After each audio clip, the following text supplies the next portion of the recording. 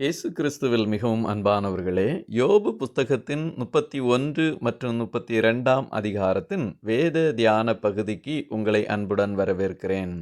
யோபு தன்னுடைய நண்பர்களின் குற்றச்சாட்டுகளுக்கு பதிலாக தன் வாழ்க்கையிலே நீதி, நேர்மை ஆகியவை உண்டு என்பதையும், தன் மீது எந்த களங்கமும் இல்லை என்பதையும் உறுதியாக சொல்வதை நாம் பார்க்க முடிகின்றது. யோபின் பரிசுத்தமான ஒழுக்கமான வாழ்க்கையை இந்த அதிகாரம் வெளிப்படுத்துகின்றது.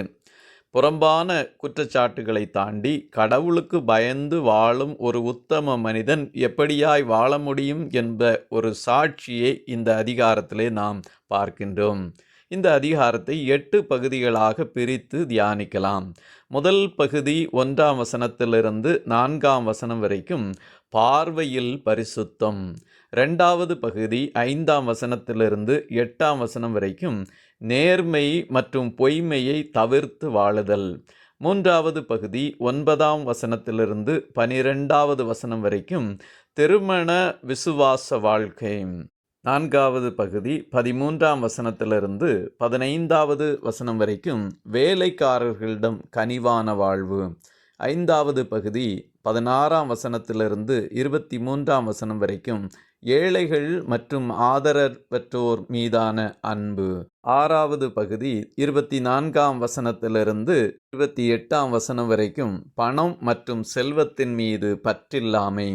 7வது பகுதி 29ஆம் வசனத்திலிருந்து 34ஆம் வசனம் வரைக்கும் எதிரிகளின் வீழ்ச்சியில் மகிழாமல் வாழ்வது. 8வது பகுதி 35ஆம் வசனத்திலிருந்து 40வது வசனம் வரை உலகத்தின் நிலத்தின் மீதான நேர்மை மற்றும் உறுதிமொழியை பார்க்கின்றோம். முதல் பகுதியிலே பார்வையில் பரிசுத்தம்.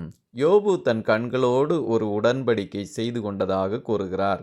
அதாவது ஒரு கன்னிப்பெண்ணை தவறான எண்ணத்தோடு பார்க்கக்கூடாது என்பதில் மிகவும் உறுதியாக இருந்தார். தவறான எண்ணங்களை பார்த்து தேவனுக்கு முன்பாக ஒரு பெரிய பாவம் செய்யக்கூடாது என்பதை உணர்ந்திருந்தார். 31ஆம் அதிகாரத்தின் 1வது வசனத்திலே, என் கண்களோடே உடன்படிக்கை பண்ணின நான் ஒரு கன்னிகையின் மேல் நினைப்பாயிருப்பது எப்படி என்று கூறுகின்றார். இரட்சகர் இயேசு கிறிஸ்துவும் மத்தேயு 5ஆம் அதிகாரம் 28வது வசனத்திலே, நான் உங்களுக்கு சொல்லுகிறேன், ஒரு ஸ்திரீயை இச்சையோடு பார்க்கிற எவனும் தன் இருதயத்திலே அவளோடே விபச்சாரம் செய்தாயிற்று. இச்சையான கண்களோடு பார்க்கும்போது பாவத்திற்கு அது வழிகாட்டியாய் அமைகின்றது. ஆகவே அப்படிப்பட்ட பாவத்தை என் வாழ்க்கையிலே நான் தவிர்த்தேன் என்பதை மிக தெளிவாக சொன்னார். யோபு 31:4 அவர் என் வழிகளை பார்த்து என் நடைகளையெல்லாம் எண்ணுகிறார் அல்லவோ. ஆண்டவர் எப்போதும் எல்லா காலமும் நம்மை பார்த்து கொண்டிருக்கின்றார். நம்முடைய நடைகளையும் அவர் அறிந்திருக்கிறார். 2வது பகுதியாக 5லிருந்து 8ஆம் வசனம் வரைக்கும் நேர்மை மற்றும் பொய்மையை தவிர்த்தல். தான் ஒருபோதும் வஞ்சகமான பாதையில் நடக்கவில்லை என்றும் பொய் பேசவில்லை என்றும் தேவனுடைய தராசில் தான் நீதியானவன் என்று அறியப்பட வேண்டும் என்றும் யோபு கூறுகிறார். 31ஆம் அதிகாரத்தின் 6வது வசனத்திலே, சுமுத்திரையான தராசிலே தேவன் என்னை நிறுத்து, என் உத்தமத்தை அறிவாராக. நான் உத்தமன் என்று தான் சொல்வது மட்டுமல்ல, பரிசுத்த வேதத்தின் யோபு 1ஆம் அதிகாரம் 1ஆம் வசனத்திலும் அந்த மனுஷன் உத்தமனும் சன்மார்க்கனும் தேவனுக்கு பயந்து பொல்லாப்புக்கு விலகுகிறவனுமாயிருந்தான் என்று கர்த்தரே யோபுவை குறித்து சாட்சி கொடுத்ததை நாம் பார்க்க முடிகின்றது. 3வதாக 9ஆம் வசனத்திலிருந்து 12ஆம் வசனம் வரைக்கும் திருமண உறவிலே விசுவாசமுடையவராய் காணப்பட்டார்.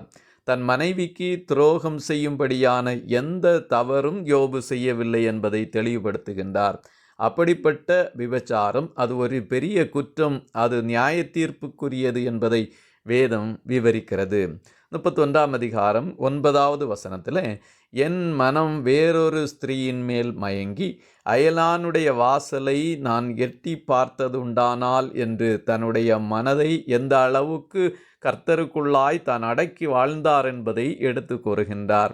1 கொரிந்தியர் 6ஆம் அதிகாரம் 18வது வசனத்திலே, வேசித்தனத்துக்கு விலகியோடுங்கள், மனுஷன் செய்கிற எந்த பாவமும் சரீரத்திற்கு புறம்பாயிருக்கும், வேசித்தனம் செய்கிறவனோ தன் சுய சரீரத்திற்கு விரோதமாய் செய்கிறான் என்று அது கொடூர பாவம் என்பது வெளிப்படுத்தப்பட்டிருக்கின்றது.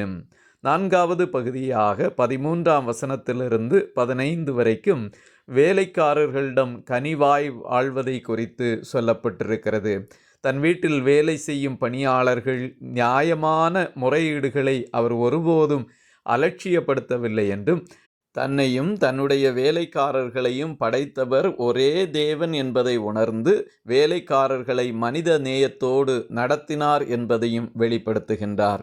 31ஆம் அதிகாரம் 13, 14ஆம் வசனங்களிலே, என் வேலைக்காரனானாலும் என் வேலைக்காரியானாலும் என்னோடு வழக்காடும் போது அவர்கள் நியாயத்தை நான் அசட்டை பண்ணியிருந்தால் தேவன் எழும்பும்போது நான் என்ன செய்வேன் என்று கூறுகின்றார். கொலோசியருக்கு எழுதின நிருபம் 4ஆம் அதிகாரம் 1ஆம் வசனத்திலும், எஜமான்களே, உங்களுக்கும் பரலோகத்தில் எஜமான் இருக்கிறார் என்று அறிந்து வேலைக்காரருக்கு நீதியும் நியாயமும் செய்ய வேண்டும் என்பதை கர்த்தர் சொல்லுகின்றார். ஆகவே நாம் இந்த உலகத்திலே நமக்கு உதவி செய்கின்ற பணியாளர்களுக்கு செய்ய வேண்டிய கனத்தையும் அவர்களுக்கு கொடுக்க வேண்டிய பணத்தையும் குறையாதபடி நாம் கொடுக்க வேண்டும் என்பதை கற்றுக்கொள்ளுகின்றோம்.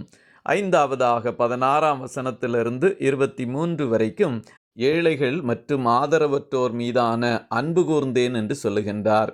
ஏழைகள், அனாதைகள், விதவைகள், அவர்களுக்கு தொடர்ந்து உதவி செய்தேன்.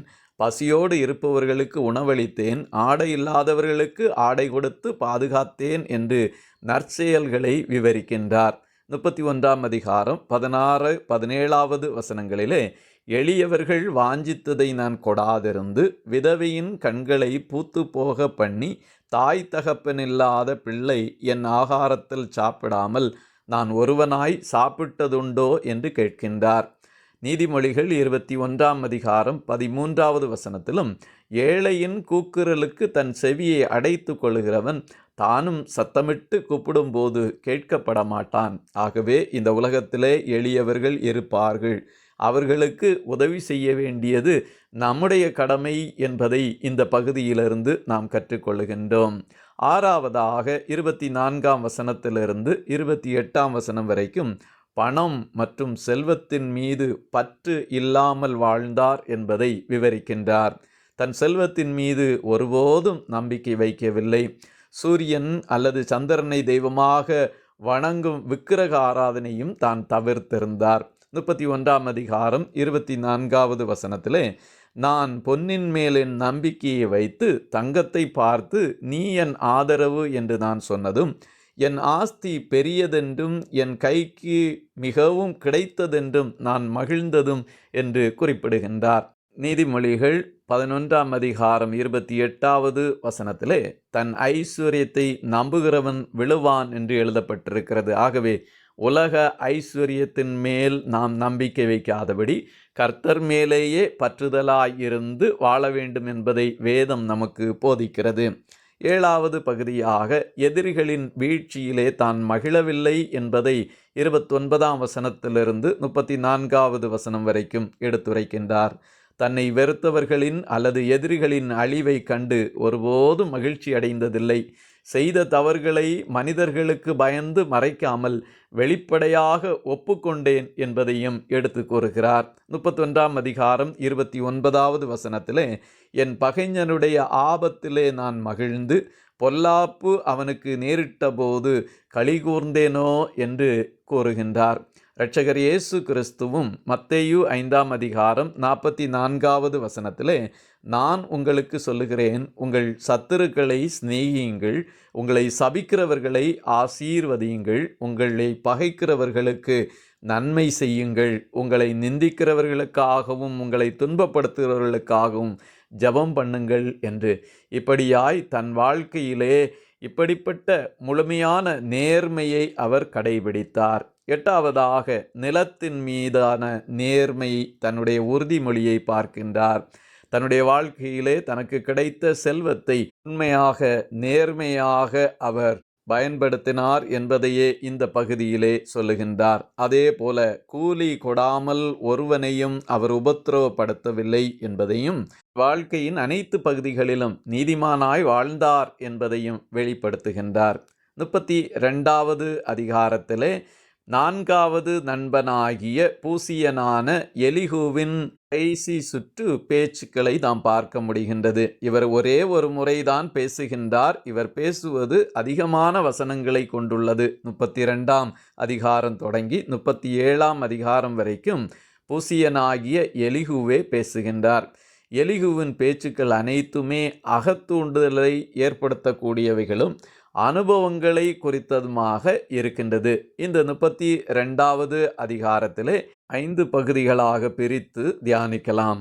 1ஆம் வசனம், 4ஆம் வசனம், 5ஆம் வசனம் யோபின் நண்பர்களின் மௌனத்தை குறித்தும், 2ஆம் வசனத்திலிருந்து 3ஆம் வசனம் வரைக்கும் எலிகூவின் கோபத்தை குறித்தும், 3ஆவதாக 6ஆம் வசனத்திலிருந்து 10ஆம் வசனம் வரைக்கும் இளைஞனின் அடக்கம் மற்றும் ஞானத்தை குறித்தும், 11ஆம் வசனத்திலிருந்து 16ஆம் வசனம் வரைக்கும் நண்பர்களின் தோல்வியை குறித்தும், 17ஆம் வசனத்திலிருந்து 22ஆம் வசனம் வரைக்கும் எலிகூவின் பேசும் ஆர்வத்தை குறித்தும் சொல்லப்பட்டிருக்கிறது. முதல் பகுதி யோபின் நண்பர்களின் மௌனத்தை குறித்து இதிலே எழுதப்பட்டிருக்கிறது. 32ஆம் அதிகாரம் 1ஆம் வசனமும் 4ஆம் வசனமும் யோபு தன் பார்வைக்கு நீதிமானாய் இருந்தபடியினால் அவனுக்கு அந்த 3 மனுஷரும் பிரதியுத்தரம் சொல்லி ஓய்ந்தார்கள். 4வது வசனம், அவர்கள் தன்னை பார்க்கிலும் வயது சென்றவர்களானபடியினால் எலிகூ யோபின் வார்த்தைகள் முடிந்து தீருமட்டும் காத்திருந்தார். 2ஆவதாக எலிகூவின் கோபத்தை 2, 3ஆம் வசனங்களிலே படிக்கின்றோம். நண்பர்கள் யோபுவை குற்றவாளிகளாக அறிவித்தாலும் அதற்குரிய பதிலை அவர்கள் அளிக்காதபடியினாலே நண்பர்கள் 3 மீதும் எலிகூ கோபமடைகின்றார். மேலும் யோபு கடவுளை விட தன்னைத்தானே நீதிமானாக கருதினார் என்று அவர்கள் யோசித்தபடியினாலே கோபப்படுகின்றார். 32ஆம் அதிகாரத்தின் 2வது வசனத்திலே, அதனால் ராமின் வம்சத்தானாகிய பூசியனாகிய பரகையேலின் குமாரன் எலிகூவுக்கு கோபம் உண்டது. யோபு தேவனை பார்க்கிலும் தன்னைத்தான் நீதிமானாக்கினது நிமித்தம் அவன் மேலும் அவனுக்கு கோபம் உண்டது. எலிகூ ஒரு புதிய ஆலோசனைக்காரன். அனுபவங்களை இந்த இடங்களிலே அவர் கூறுகின்றார். மற்றவர்களை விட இளையவனாயிருந்தபடியினாலே தன்னுடைய அபிப்பிராயத்தை வலியுறுத்தி கூறுவதற்காக காத்து கொண்டிருந்தார் என்பதை நாம் பார்க்க முடிகிறது. நம்மிடம் யாராவது கண்டிப்பாக பேச வேண்டுமெனில் கோபத்தினாலாவதோ அல்லது அவர்கள் மேல் இருக்கின்ற அனுதாபத்தினாலாவது நாம் பேசாதபடி அன்பினாலே பிறரிடம் பேச வேண்டும் என்பதை இந்த இளைஞனுடைய தவறான பேச்சிலிருந்து நாம் கண்டு கொள்ளுகின்றோம். 3ஆவதாக இளைஞனின் அடக்கம் மற்றும் ஞானத்தை குறித்து 6ஆம் வசனத்திலிருந்து 10ஆம் வசனம் வரைக்கும் படிக்கின்றோம். 32ஆம் அதிகாரம் 8வது வசனத்திலே, ஆனாலும் மனுஷரில் ஒரு ஆவி உண்டு, சர்வ வல்லவருடைய சுவாசமே அவர்களை உணர்வுள்ளவர் ஆக்கும். ஆண்டவருடைய ஆவியானவர் மட்டுமே நம்மை உணர்வுள்ளவர்களாய் மாற்ற முடியும். 4ஆவதாக நண்பர்களுடைய தோல்வியை குறித்து 11ஆம் வசனத்திலிருந்து 16ஆம் வசனம் வரைக்கும் சொல்லுகின்றார். யோபுவின் வாதங்களை முறியடிக்க நண்பர்கள் கடுமையாக முயன்றாலும் அவர்கள் தோல்வி அடைந்து விட்டார்கள். 32ஆம் அதிகாரத்தின் 12, 13ஆம் வசனங்களிலே, நான் உங்கள் சொல்லை கவனித்தேன், ஆனாலும் இதோ உங்களில் யோபுவுக்கு நியாயத்தை தெரிய காட்டி அவருடைய வசனங்களுக்கு ஏற்ற பிரதியுத்தரம் சொல்லுகிறவன் இல்லை என்பதை எடுத்துரைக்கின்றார். 5ஆவதாக எலிகூவின் பேசும் ஆர்வத்தை குறித்து 17ஆம் வசனத்திலிருந்து 22ஆம் வசனம் வரைக்கும் படிக்கின்றோம்.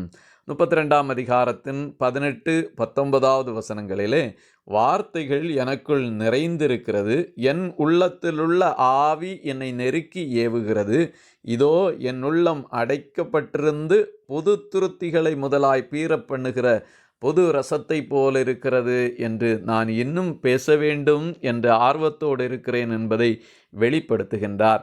இந்த சத்தியங்கள் கர்த்தருக்கு பயந்து வாழுகின்றவர்கள் எப்படி வாழ வேண்டும் என்பதை குறித்தும் தொடர்ந்து நாம் நம்மைத்தாமே முன்னிறுத்தி ஆலோசனைகளை சொல்லாதபடி கர்த்தருடைய ஆவியானவரினால் நிறைந்து ஆலோசனைகளை சொல்ல வேண்டும் என்பதையும் இந்த பகுதியிலிருந்து கற்றுக்கொண்டோம்.